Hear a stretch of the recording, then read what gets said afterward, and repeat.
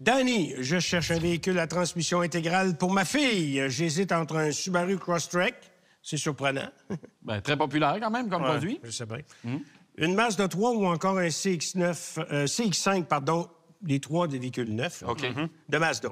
Alors, à votre avis, lequel serait le meilleur choix pour la fiabilité, les frais d'entretien et la sécurité?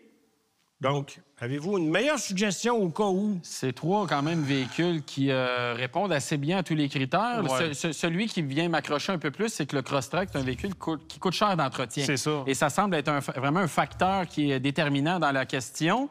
Quand on dit cher d'entretien, là, sur une période de 5 ans, ça va être 1 500, sinon 2 000 de plus qu'un Mazda. Oui, sur 5 ans. Oui, ouais, sur 5 ans, parce que d'autant plus que les modèles Mazda les plus récents, on parle d'un entretien aux 16 000 kilos, alors que chez Subaru, on est encore aux 10 000 si ma mémoire est bonne. Ouais.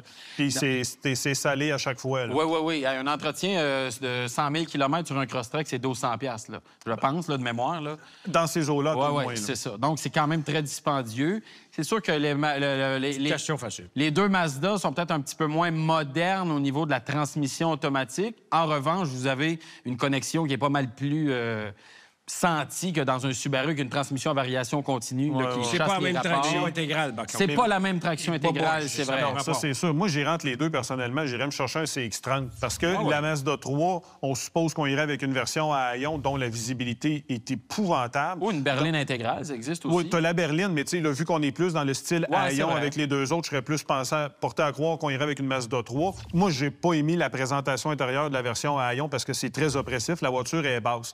CX-5, c'est beaucoup plus gros. Votre fille va peut-être trouver ça un peu trop gros. Tandis que si vous y allez avec un CX-30, bien là, vous avez comme le meilleur des deux mondes dans le milieu, puis ça va vous coûter moins cher qu'un CX-5.